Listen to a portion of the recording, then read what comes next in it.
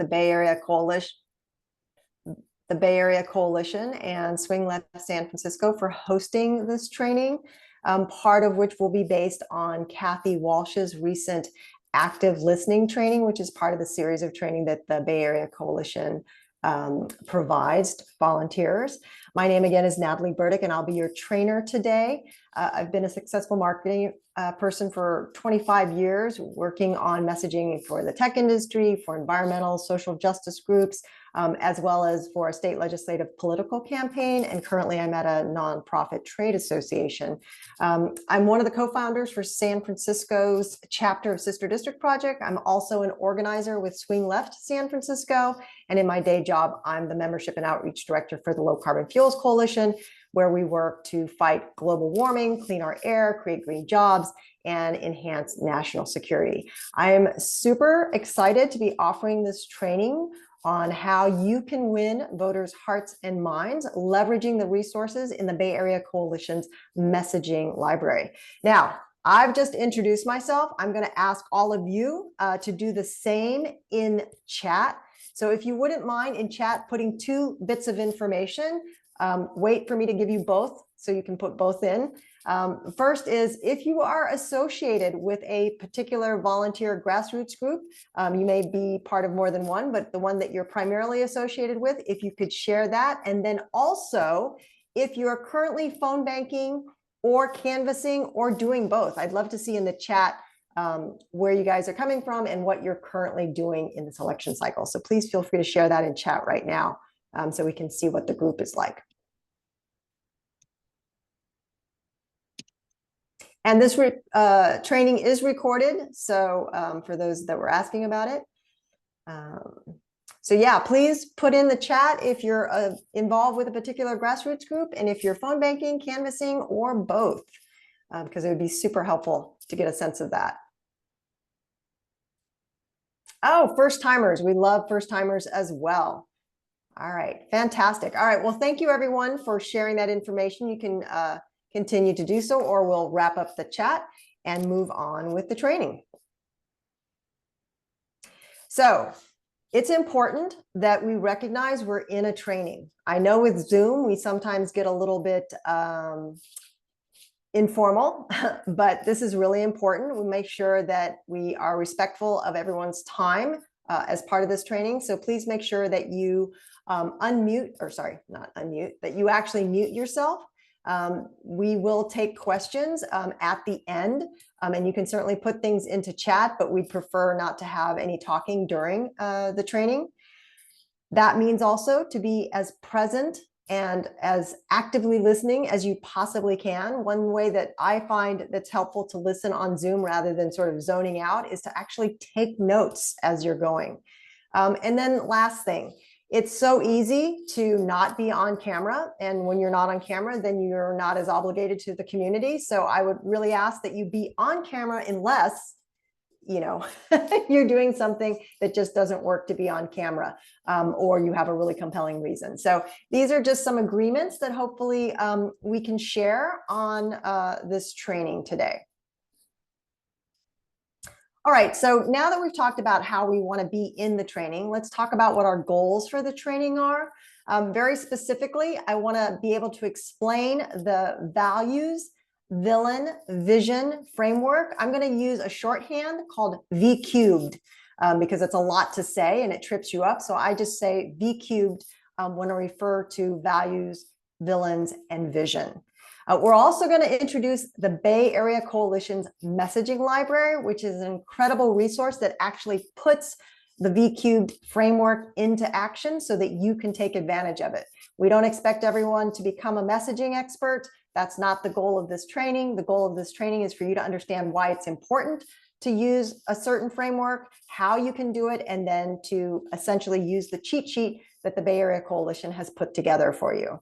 And then lastly, we're going to do a little bit of role playing. As I mentioned, Swing Left San Francisco is one of the partners for this training, and Michelle and I are going to be doing a little role playing based on phone banking with a constituent who happens to live in Adam Gray's district in CA 13. All right, so those are our goals. Keep them in mind. You guys got to hold me accountable to making sure that we cover these things. So before jumping into the actual training, now that we've talked about what we're going to cover, I just want to make sure that folks know I did not invent this framework, this V-cubed model that we're going to talk about. It was actually something that I learned about because I was reading George Lakoff way back in 2007. He was writing about how the Bush administration had betrayed us with, false WMD justifications for the war in Iraq. So that's how I learned about him as a cognitive scientist, but he didn't really influence me until 2018. So kind of a big gap there. But in 2018, he started talking about the now jury convicted felon and how he used frames in the way that he talked, and how the press just loved to sort of amplify everything he said, and essentially gave him free advertising for it. And in 2018, it's actually when I stopped referring to the convicted felon by his name or initials. So it's important to understand Lakoff's moral framing, which sort of undergirds all of this training. And I used it when I was working in a political campaign in northern Arizona.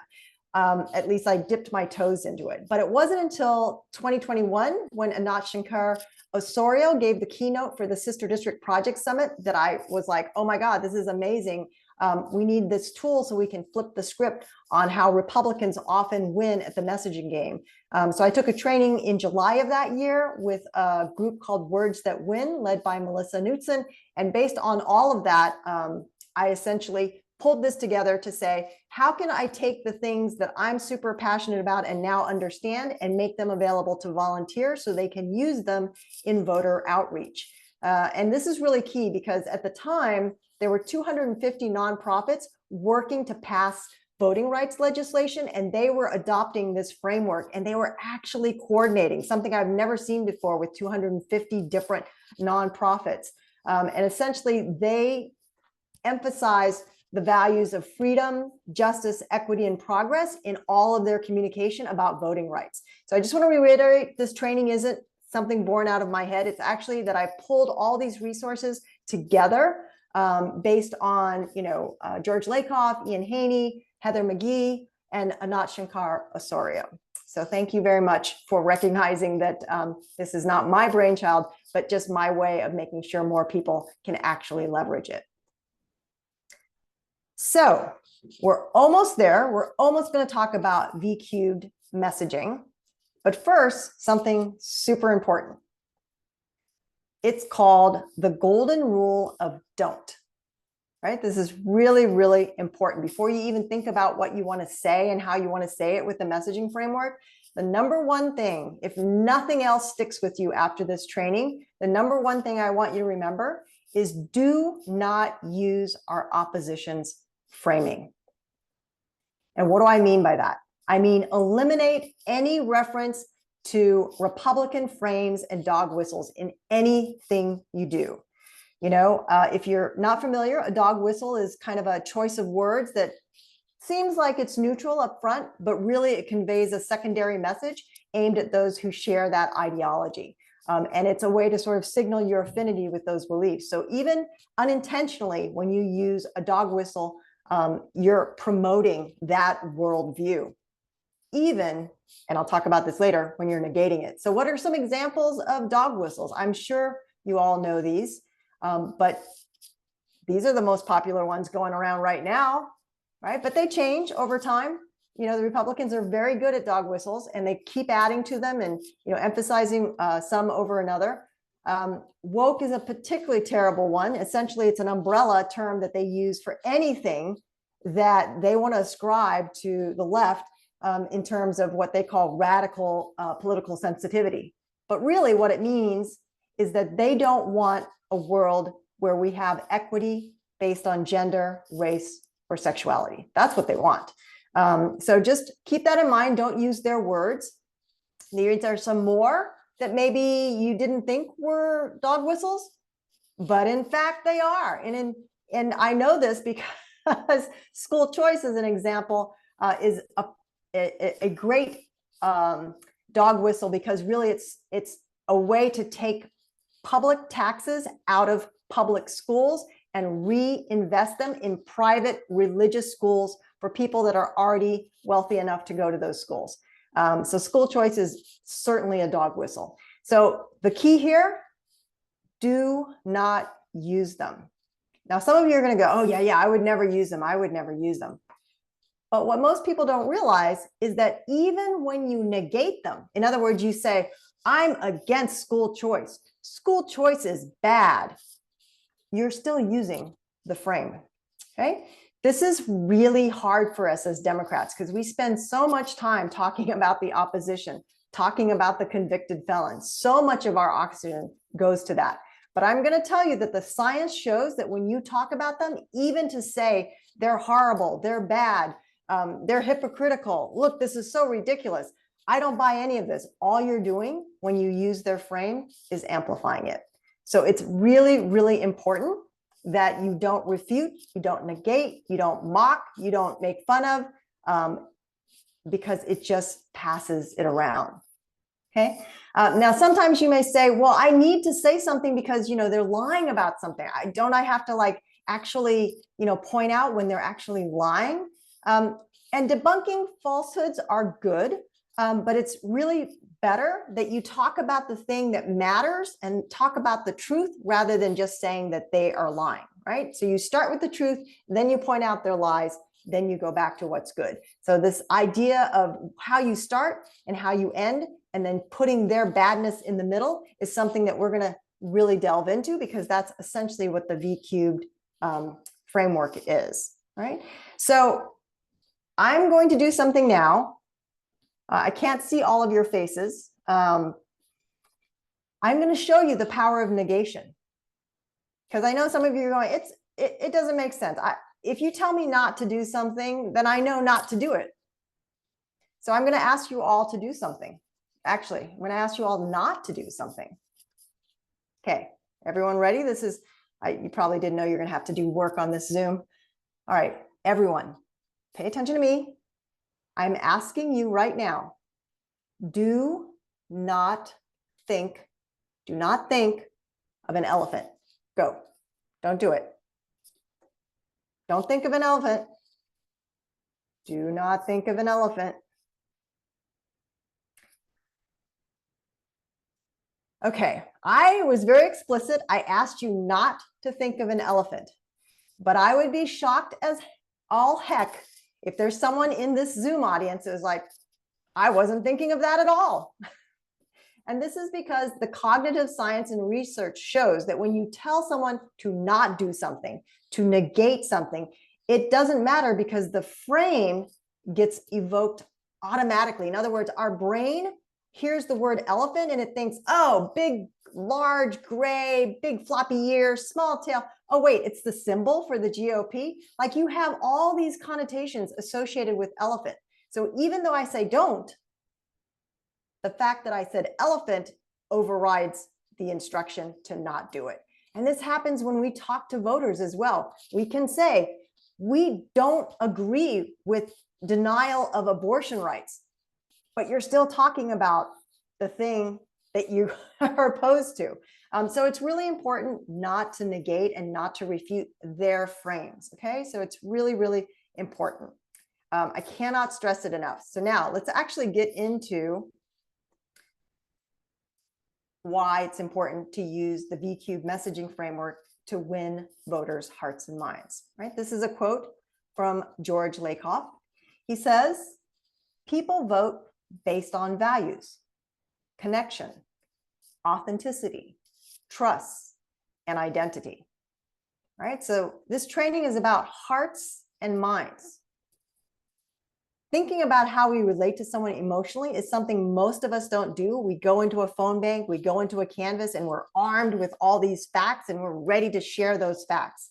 But the first thing we have to recognize to be effective messengers, to be effective volunteers, is that we actually need to speak to people at an emotional level. We need to connect with them based on their values.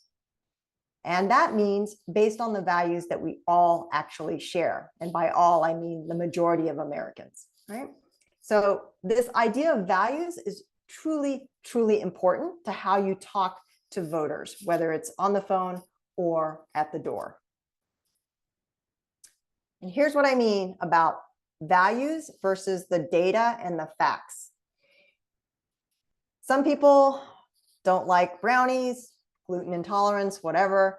Some people don't like ice cream, lactose intolerant. So I decided to give you both options, right? These are two things in my mind that are wonderful. They're goodies, they're yummy, they're delicious, they're fantastic. If I'm talking to someone about brownies and ice cream, should I be talking to them about the ingredients in brownies and ice cream? Should I be talking to them about the many steps and all the time it's going to take me to actually bake brownies or to, make ice cream? Of course not. You know that if you want someone excited about ice cream and brownies, you're just going to talk to them about ice cream and brownies and all their wonderful characteristics, right? So it's important that we recognize that when we're talking to people about political issues as well. Do not focus on the policy, the data, the statistics, the process. All of those things are really just too wonky and way non-emotional, right? We want to capture the emotion. So Bertha, can I ask you to put up the first poll, please?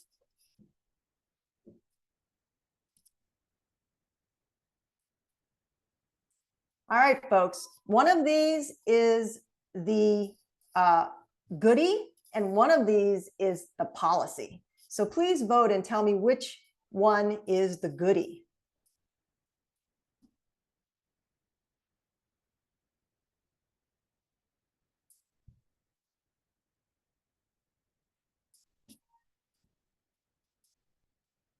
And Bertha, you can close the quiz when you think we've gotten to about 90% participation, or if folks are actually doing it, maybe we can get to 100% participation. Looks like we're at about 80. Yeah.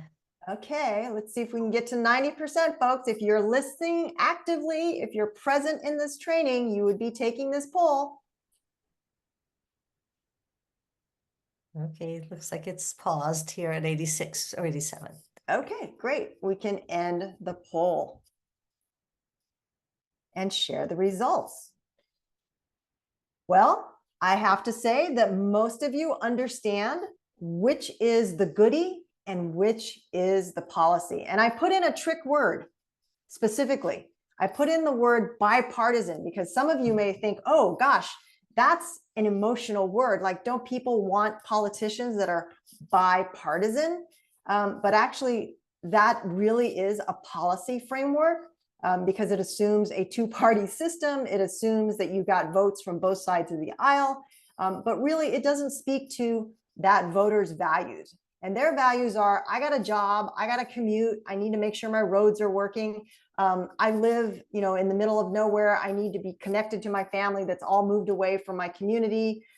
So think about what that 1.2 trillion delivered, not the fact that there was 1.2 trillion. Bertha, let's go to the second poll and see if we can get another response on what is a goodie and what is actually a policy.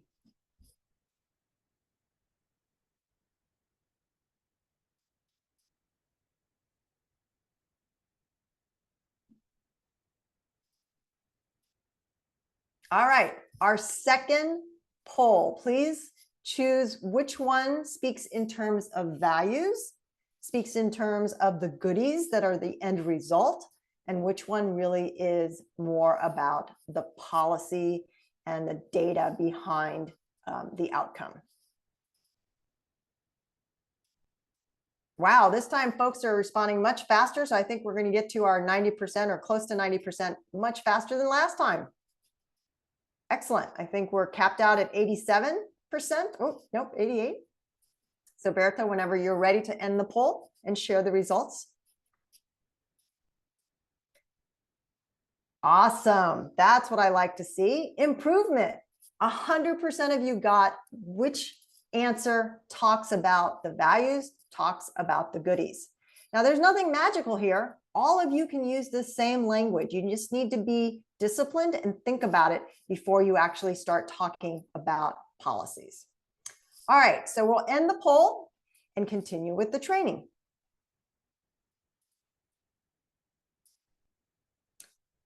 Frames.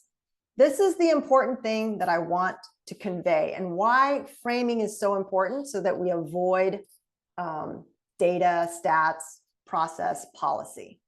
So here's a phrase that we're probably all familiar with: tax cut, right? Tax cut. Now, when I read this, I sort of make some conclusions in my brain. I say taxes are necessary to fund government programs. That's what we pay taxes for.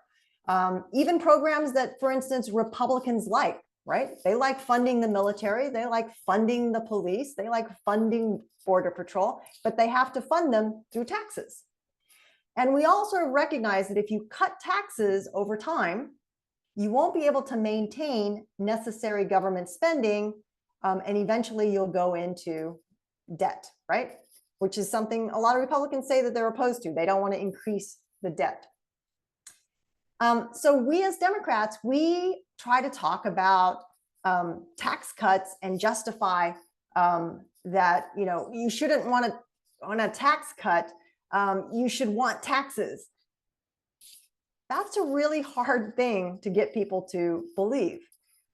So what we've recognized is that the Republicans also knew that it's hard to ask people for more taxes, but also asking them to cut taxes that actually fund the things they need, that's also hard, right? Because who wants to cut their own nose off to spite their face, right? I need taxes so that I have working roads and fire departments and schools. So tax cuts, it's a neutral term. You can't push for people to want more taxes, but you can't necessarily push to just get rid of taxes. So what did they do? They spent a lot of money researching how our brains respond to certain messaging. And what did they come up with? You guys may know this answer already. Tax relief.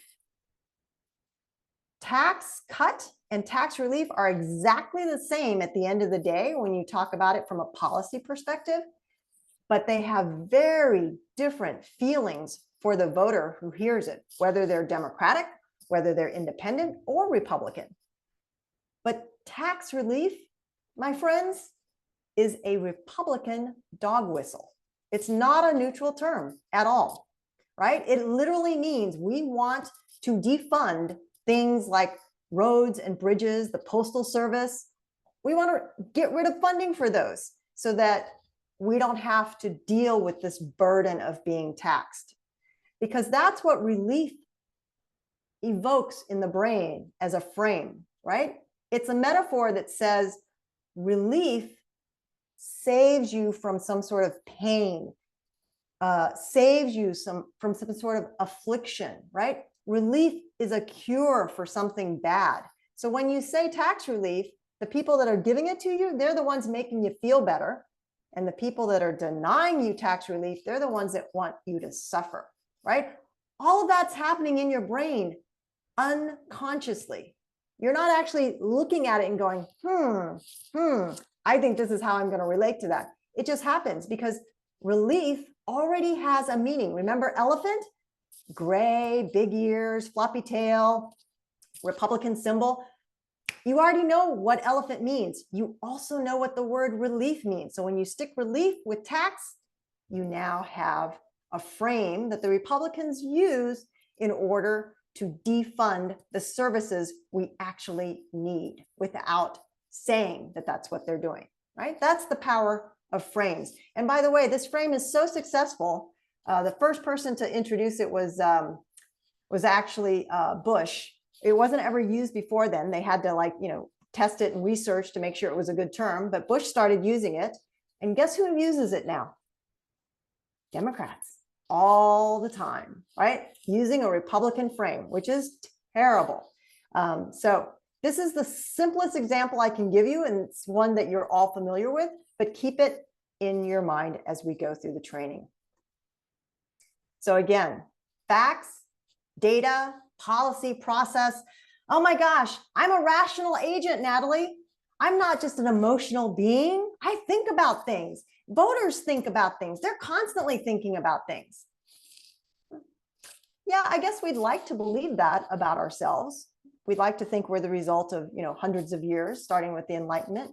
But the truth is, our brains are very mysterious devices, and they do things without us actually controlling them a lot of time, right?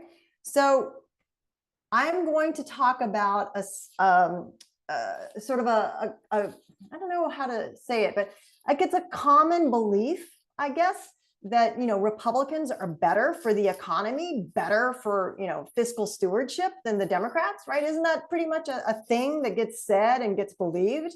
I know the media promotes it left, right, and center, right? So, but here's the thing. I actually know the Democrats are better for the economy. I know that because, well, under Biden, for example, we've had the lowest unemployment rate since World War II. We've had the lowest uninsured rates ever.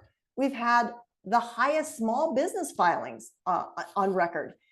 So that's a Democratic president in a Democratic administration and lots of really great economic success. But I don't see Democrats as being good for the economy, is what people think generally. So let me show you how our brains work. Okay. So if anyone has taken this test that I'm about to show before, don't be a spoiler. Don't give away the ending. Hang tight to your knowledge, but let other folks participate. So here's how our brains work. This is a checkerboard. There's a cylinder, and it's casting a shadow. And we've got two squares, a square marked A and a square marked B. Right? Please look at your screen. If you're paying attention, you'll see this.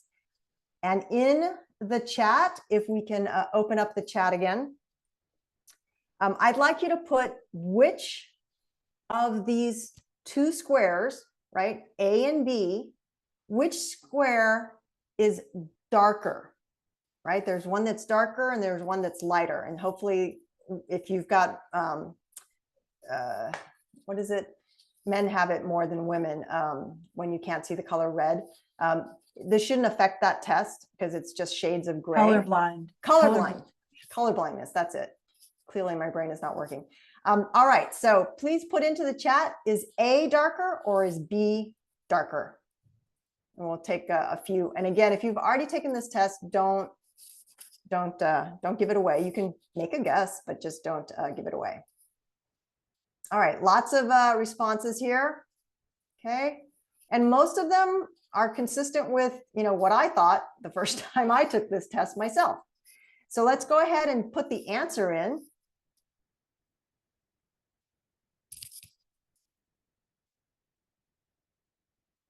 Everyone should be looking at their screen. Crazy, right? They're the same color. Like, there's no way. If you told me that while I was looking at the first image, I would just like laugh you out the door, right? But that's actually how our brains work, right? It's filling in intuitively. It says there's a shadow being cast, so I have to treat that square a certain way versus the square where there's not a shadow, right? And we just assume that that's the lighter square. But this kind of exercise, there's so many of them I could give you, but they all show how, although we think we're rational actors and we're consciously controlling how our brains work, a lot of times that's just not the case. That doesn't mean that we're flawed. It doesn't mean that we're not intelligent. It doesn't mean that we're somehow diminished. It means we should be critical and understand how our brains work and leverage it when we're communicating, because that's mostly what we use our brains for, if you think about it, communication. So lots of background concepts so far. Now we're going to get into the, I don't want to say meat, but into the juicy parts of the V-cubed messaging framework, right? This is how it all works. So step by step, I'm going to show you what a V-cubed framework is and then how to actually apply it, right? Again, what is V? Leading with values, pointing out a villain, and making sure you end with a vision. You think about your daily discourse and the sentences and conversations you have with your friends or with voters. This is not how we normally communicate, but this has been shown time and time and time again as the most effective way to reach voters, to reach people where it matters, right? This is winning them over based on their hearts and minds. So how does this actually look? Number one, always open with a shared value that perhaps recognizes some difference. What do I mean by that? I live in San Francisco, so my worldview may not be the same as someone who lives in Missouri, but what could I say that combines our different places? Well, as we're both Americans that love our country, right? Doesn't matter if you live in Missouri, you live in San Francisco, that's true. We're both Americans, we both love our country, right? So that's a shared value. Then you want to describe the problem, but here's the important part, folks. Don't describe it using their words. Yeah, we're both Americans, we love our country, and we believe that women have the freedom to make decisions about when to start or grow a family. Did I say choice? Did I say pro-life? Did I use any of those terms that automatically trigger responses in people, right? You want to avoid those frames that are going to get a certain response. You want to talk about things in a different way that are relatable. But I think we all agree that women should have the freedom to decide when to start or grow a family. But there are a handful of religious extremists that want to control everything someone does, right? So there's the villain and why they want to do it. They want to exercise control over us. We shouldn't be afraid to point out their motivations. That's really important. If you just say someone does a bad thing, that leaves the listener sort of wondering, but why? Is it because they're hypocritical? Is it because they're sadists? Why? Why is it they want to do this, right? You need to fill in that narrative. But then after you've introduced this problem and these bad people, bring it back to the listener as the agent of change, right? This is super, super important that we show what's possible when we have the same values and we want the same outcome, that we are the ones that make it possible. And for this group that does a lot of volunteering, phone banking and canvassing, we sort of automatically say that the hero is the Democratic candidate that we're supporting. And it's not that they're not important, they definitely are, because we're trying to get them elected, but they wouldn't be elected without the voters. So who has the real power? The agency is with the voters, and we need to convey that. And we also need to do it in a way that they know it's been done before. Like, it's a snap, we can do it again, right? So these are the concepts for the V-Cube messaging framework. Always start with a shared value, point out the villain and what they're doing, and then end with a here's how we can get past the villain and get to the thing that we want, that brownie. We want that brownie. Let's get to the brownie, okay? So I'm gonna put this into action for you with one scenario. And this is like a written version of it. Obviously, you'd be doing this in a more casual conversational way, and we'll demonstrate that during the role playing. But here is the value. Americans work hard to provide for our families. That's a value. That's something we all believe in. We work hard because we want to take care of our families, right? That's what I lead with. I'm not leading with something negative. I'm not telling you about another problem. I'm leading with a thing that we know in our heart of hearts. And then I present the villain. The same price gouging corporations bragging to shareholders don't want to pay the taxes they owe. They keep rigging the rules for these wealthy few while taking away what our families need to succeed. Okay, that's the villain. That's their motivation. They just don't want to pay the taxes they owe, which is pretty straightforward. And then target Dem, fill in your favorite Democratic candidate that you're phone banking or canvassing for, wants to end corporate greed to lower the cost of healthcare, childcare, housing, and education. By electing target Dem, we can help families not only afford the basics, but actually thrive, right? We can help that outcome, not just that candidate, it's us making that possible, right? So I use color coding, hopefully no one's colorblind, to show the values in dark blue, the villain in purple, the motivation in red, and then that aqua blue for the vision. But this is the sandwich. This is how you talk about it. And by the way, what is the problem that I'm talking about here? that comes up all the time? Does anyone know? You can put it in chat or someone, all right, I'll say it. It's inflation. Inflation at this point is actually a Republican frame, believe it or not, right? Because inflation sounds like, oh, prices rising, magically rising, like drifting up like a balloon. Inflation keeps going up. Inflation is not a thing. Inflation is the result of the price of goods being increased. Last time I checked, as a shopper, I don't increase prices. The store increases the prices. The producer increases the prices. The supply chain increases the prices, not me. And certainly prices on their own just don't magically increase. A price doesn't say to itself, $1.99, let's do $2.02. That feels better, right? There's a company or multiple companies increasing prices. Think about that when you're talking about issues. Don't use passive voice. That's another sort of baked in best practice.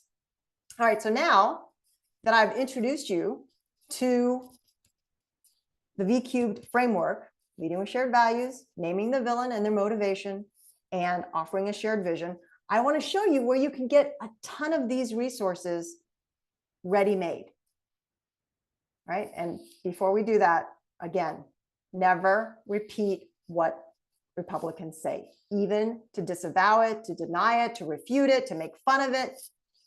Just don't do it.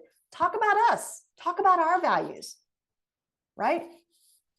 It's hard because we like to point out how bad they are, but we're awesome and we should talk about how awesome we are. So in order to do this, you've got to repeat, rinse, repeat. This is not normal communication pattern, but it is one that you can build up the muscle memory for and develop as a habit. But before you do that, you got to walk before you run. And here's a great way to get walking. I would love to introduce Susan Bole, who's at the Bay Area Coalition that put this amazing resource together. Susan, over to you. Thanks, Natalie. So back in 2023, a team of volunteers from the Bay Area Coalition began developing our messaging library. And many of that group are here in the room tonight. I want to thank them. It was really hard work. Margaret, Helen, Berta, Corey, Jan, all of us wanted to make sure our volunteers could connect as effectively as possible with the voters we talked to win elections through phone banking and canvassing and voter registration. We had all taken Natalie's 3-part 3V messaging training. We had lots of homework in those 3 sessions.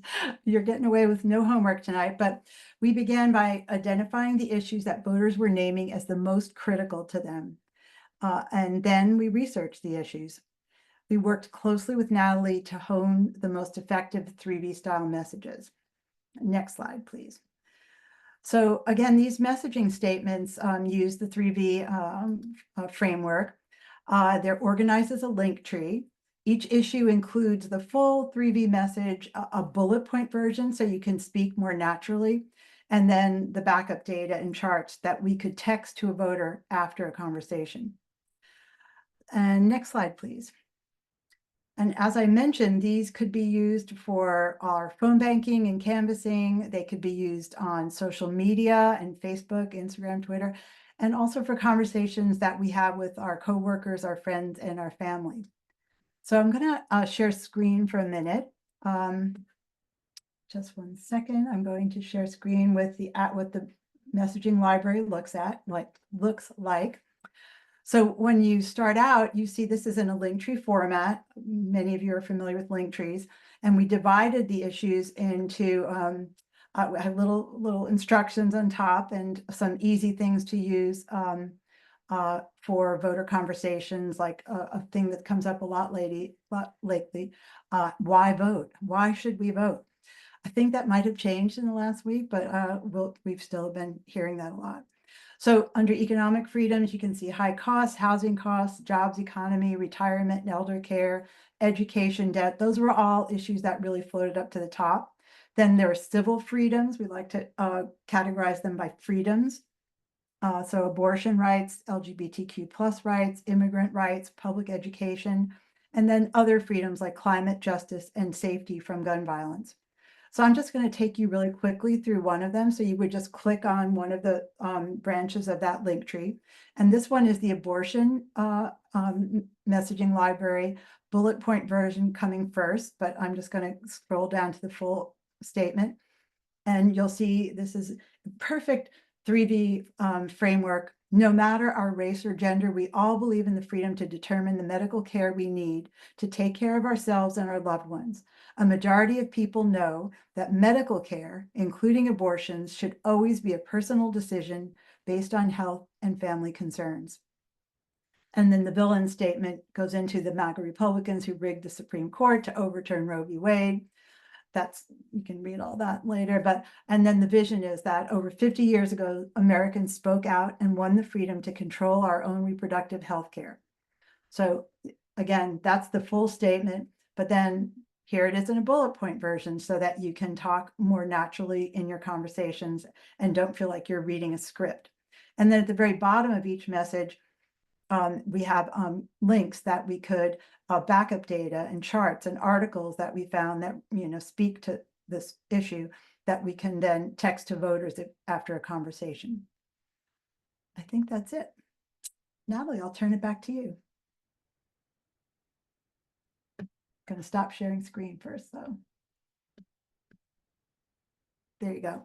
Great. Thank you for that, Susan. Super helpful. And it is an incredible resource, especially because, a Zoom training on something that you're not familiar with, or even if you attended my training last year, it's been that long, you may not be that familiar with it because you don't use that muscle all the time. So rely on the Bay Area Coalition's messaging library because it's a great asset and puts those things into place.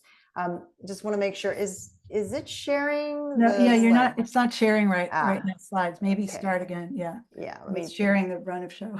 There we go. I was like, something's off. I don't see it. There Natalie, it is. Natalie's in the process of moving, so I congratulate her for even being here tonight. So thank you. All right, let's see. Is this it? Yes. Yay. All right, fantastic. Oh, and one thing in chat right now, I want everybody to know that the link to the link tree, so you can access that when you leave this meeting, is in chat right now. It's the link tree BAC Messaging Library. Perfect. All right, so thinking about this great resource and this framework for how to win voters' hearts and minds, I want to emphasize something, which is this way of communicating, this way of talking about our values and highlighting villains and pointing to our vision. It does something super important. It's called mobi-suasion. Yes, this is a word that's made up. In fact, it's totally made up, but it's great because it explains what we want to do, which is basically that when you're thinking about effective messaging, it's not just the how and the what. Equally as important is the who and the why. What's the point of having good messaging if you're not sending it to the right listener? And what's the point of having good messaging if you don't know what the outcome is that you want as a result of that messaging? So this is an example that I think maybe might resonate with you. Let's do a test and see if it's true. If we can enable the chat, I'd like to ask the group, hopefully everyone's paying attention because we just got a great overview of the BAC Messaging Library. But I'm asking you now, if you have heard of the Hopium blog, H-O-P-I-U-M, if you've heard of the Hopium blog, put into the chat the name of the author. And if you haven't, that's okay. Don't worry about it. It's not a test. But I just wanted to get a sense of how many folks here have heard of the Hopium blog. Let's see if we can get some answers on that. We got one. Maybe the chat hasn't been enabled for everyone in the room yet. We can see the chat, and some people have answered correctly, like Tony Topolsky answered Simon Rosenberg. Great. Okay, great. So if you have heard of it, super. If you know Simon Rosenberg, you know that his sort of mantra is that we should be proud and get loud as Democrats, right? We should talk about all the good that we deliver. Now, the thing about Simon is he delivers that good news in the form of stats and data and numbers. So he's very, very process, policy, he's not really talking to people in terms of their values, their emotions, right? So while I 100% agree with Simon that we need to get proud about what we do as Democrats, and we need to be super loud and consistent about it, we need to kind of do it in a way that really resonates with people rather than those dry stats. And the reason it's important to do this, I'm going to use a slightly different metaphor here, is we need to think of ourselves, right? Everyone on this call, because if you're spending your Monday from 6:30 to 7:30 getting trained on how to talk to voters, you are the grassroots movement that's powering this country. Recognize that. Pause for a second. Give yourself a hand, for Christ's sake. Sorry, shouldn't have said that. Give yourself a hand, for goodness sake, right? You are the grassroots. We are the choir, right? So we are singing a song, and that song, has to be an awesome song that's got a great beat that you can dance to. It also needs to be a song where we're all singing to the same songbook at the same time, right? It doesn't make sense if we're all singing different songs, even if they're all great songs. We all need to be singing with a unified voice, because when we do that, we excite and energize our base, right? These are regular Democratic voters. Maybe they're not grassroots volunteers like us, but they are steady eddies, right? We want them to be excited about being a Democratic voter, right? Maybe it's not even a partisan perspective. It's just that they tend to vote for Democratic values, right? So they want to hear our song, they want to get excited about it, and they want to sing it once they leave the church, right? Because you're singing to them during that phone call, during that canvas, during that lunch with your friend, on social media where they're checking out your feed. But you want them to take that song and carry it on, because when they do that, right? Because there's only so many of us, but if we talk to 3, 4, 5, 6, 10 people, they're the ones that carry the message out to those high potential Democratic voters, those surge voters, those voters who don't always vote Democratic, but gosh darn it, when they do vote, they tend to vote Democratic, right? We want that song to be carried to our base out into that broader community. That's the who. And why? Because we want them to want the things we're singing about. We want them to know they can have the things we're singing about. Just as importantly, who do we not care about? MAGA. There is no point in arguing with someone to try to change their mind. The assumption here is we're using this messaging framework to talk to people that actually already share our values. If they don't share our values, a phone call is not going to change their mind. It's when they share our values, but they don't take the actions to follow up.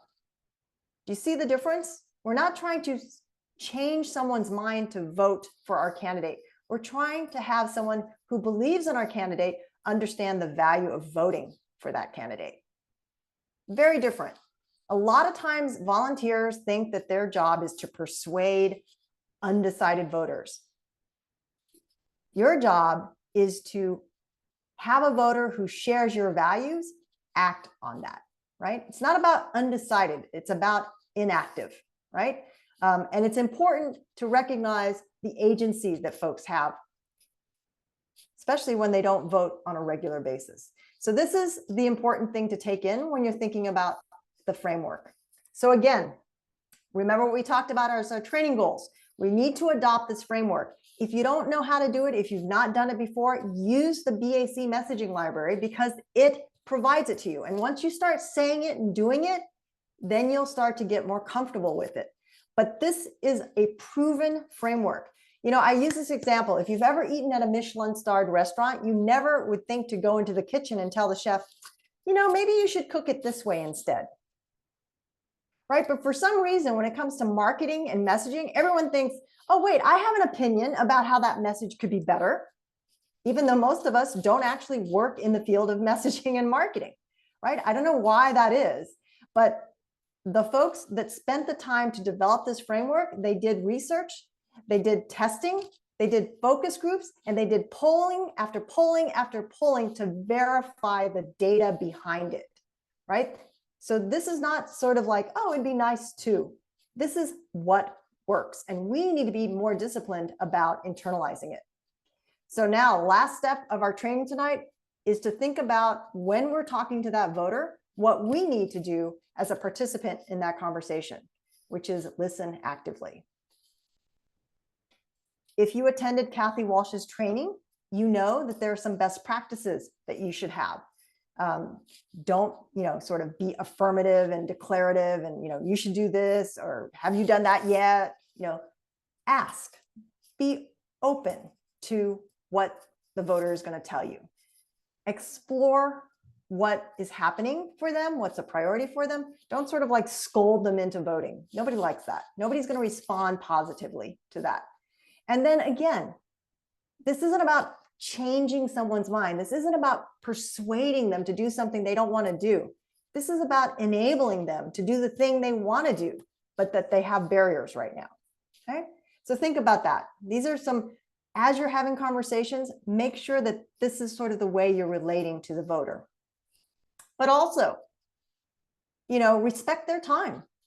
So be brief. If you can say something with fewer words, say it with fewer words. Let them know that you're respectful of their time. Be sincere. And by this, I mean, do not read the script. Oh my God. Have you ever read a script by any campaign anywhere that actually was decent? Very rarely. So, read the script to understand what the campaign needs you to do, but do it in your own words, right? That's super important, because that person on the phone, they can tell when you're reading. They can tell when you're like hemming and hawing and like, I'm not sure how to say this, right? Stop, read the script, make notes. What do I need to make sure I ask from this voter to make sure that the campaign's enabled? But how do I have a conversation with the voter? Because that's what's going to matter. So that means being upfront about what you're trying to do. Set expectations. It's a really important thing. Best advice ever, right? You will not get a second chance to make a first impression, especially with phone banking or canvassing, right? They don't know you. You're trying to get into their headspace. So you've got to be super effective. And once you do have that conversation, make sure you're using open-ended questions, right? Some of you may know closed-ended questions are the kinds that you see in scripts. Are you planning on voting? Yes, no, maybe. That's a closed question. Did you mail in your ballot? Yes, no, I don't know. That's a closed question, right? These are not helpful conversations for voters. Instead, you may say something like, is this election one that you're interested in? Oh, why not? Oh, why? Right? Get them to start thinking about versus just that sort of transactional. Are you doing this or not doing this? Okay. And then make sure as they're talking to you that you reflect back to them what they're saying. People love to hear themselves repeated. This is human nature. So if they say something, you should say, so let me make sure I understand. Did you say blah, blah, blah? Okay, great. Well, let me talk about that, right? But make sure that they're at the center of the conversation. Echo back. And always ask for clarification if you're not sure. Don't make assumptions on a call when someone says something if you're not sure what they mean.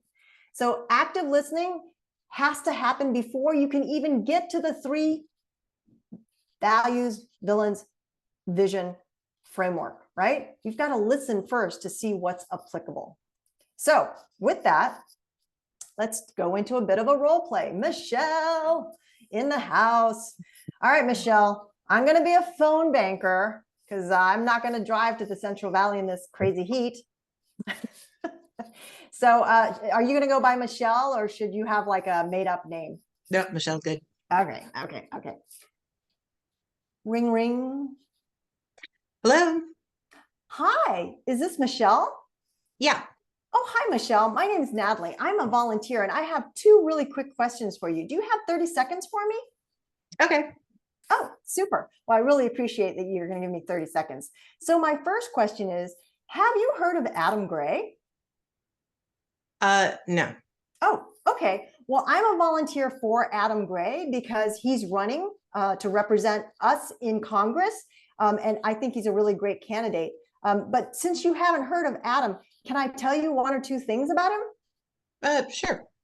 Well, actually, you know what? Instead of me telling you one or two things, do you have something that's really important to you? Because as a volunteer for Adam, he's asking us to ask his constituents what is a top priority for them. Do you have any top priorities right now? Well, I mean, it's like taking care of my family and paying for things. That's been a priority. Things are really expensive right now, and it's been hard to make ends meet. Oh yeah, I totally hear you. Things are definitely expensive right now. And you know, it sounds like you have a family and you have kids and you're trying to take care of the kids and make sure that, you know, you can give them things that they need. I don't know if you know, but Adam actually has passed a law that makes it free for kids to go to kindergarten. Oh, wow. Really? Yeah, I mean, I know that one of the most expensive things that we have, you know, in terms of families is paying for childcare. And if you had a place you could send your child, you know, transitioning to kindergarten that's paid for, that does help, you know, with childcare costs, which can be so expensive. Yeah, it's so expensive. That would be really helpful. Yeah, so based on the fact that, you know, Adam is, you know, standing up for families and making sure that you can afford to put your kids into kindergarten, do you think that that's a candidate that you share values with? Oh, yeah, totally.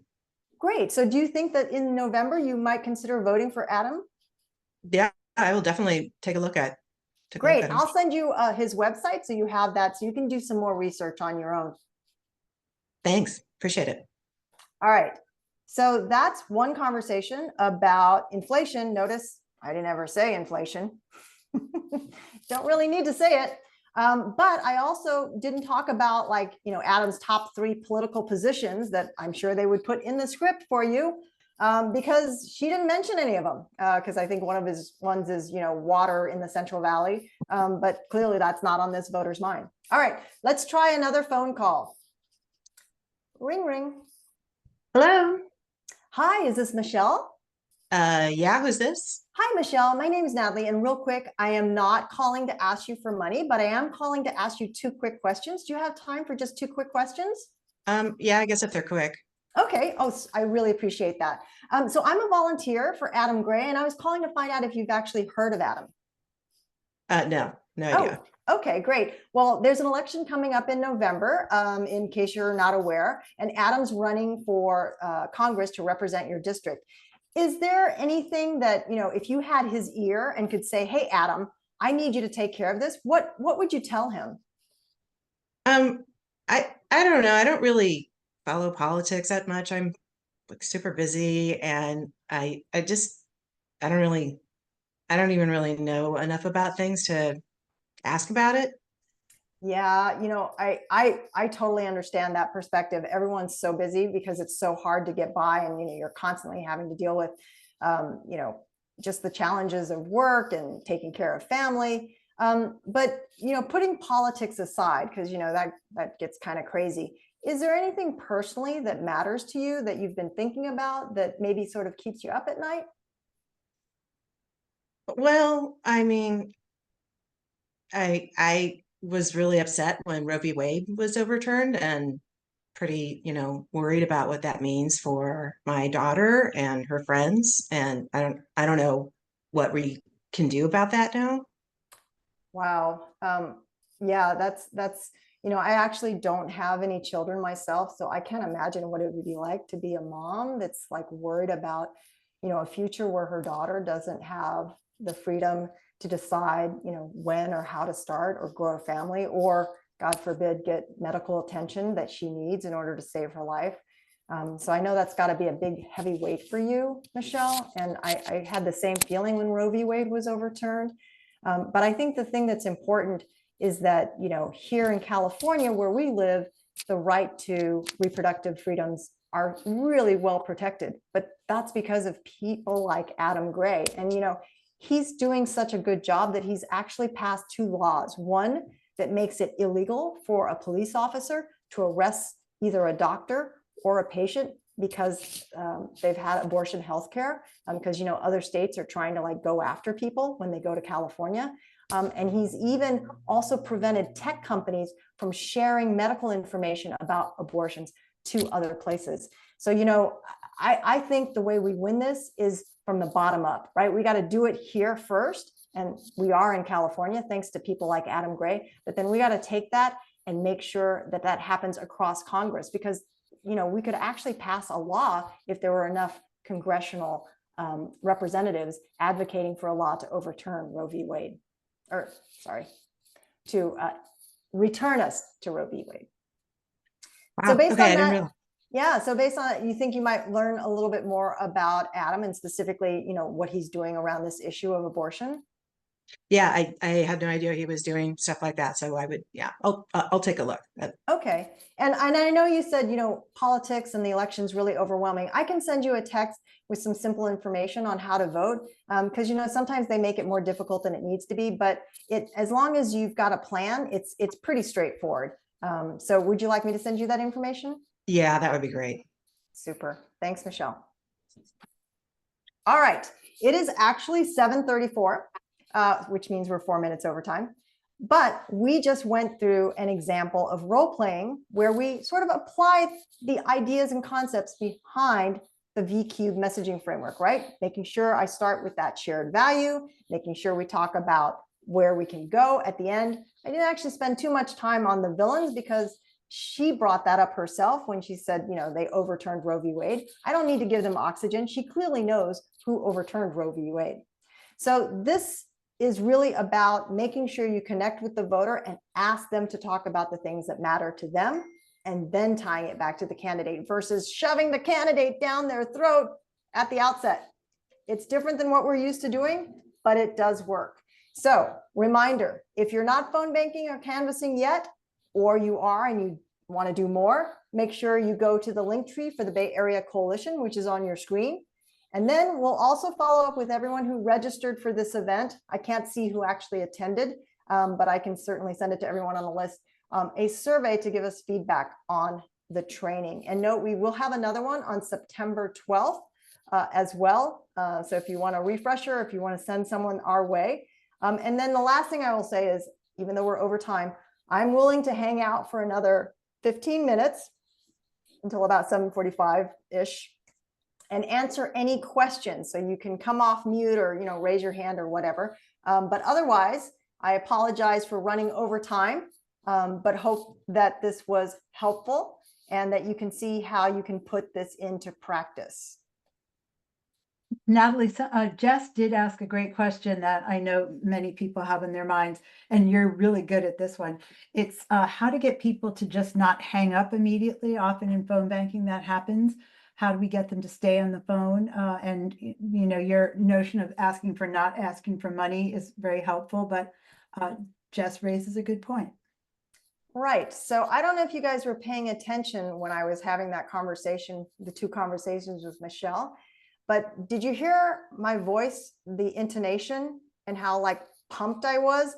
That's not how I normally talk, right? So I had a big smile on my face and I was like, hi, is this Michelle?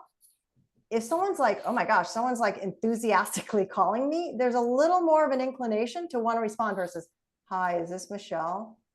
Hi, is this Michelle? Hello, is this Michelle? You see the difference, right? Now, that is not a natural thing for most people unless you're a huge extrovert.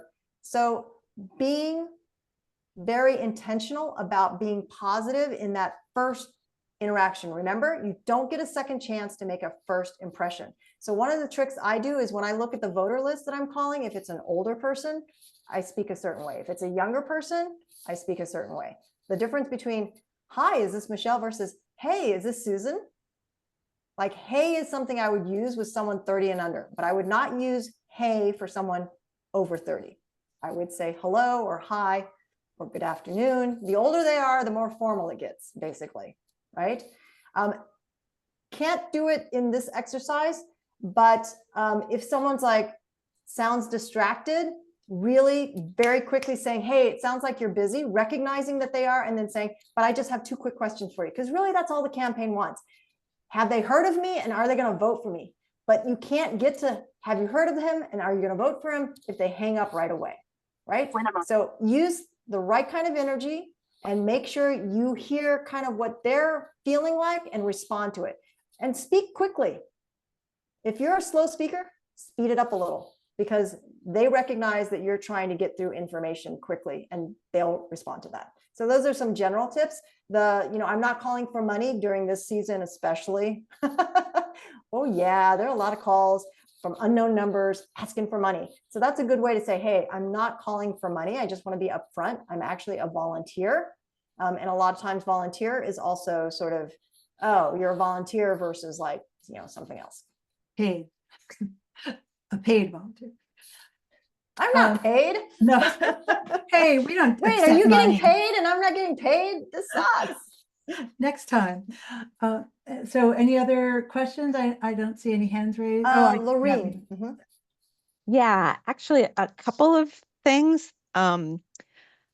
Would you all consider doing a train the trainer for this material? Because Natalie, you and I have some career and life experiences that are similar to each other in communications and marketing, and I have a feeling probably other people do. So just something for everyone to consider, like a train the trainer for a small group of people.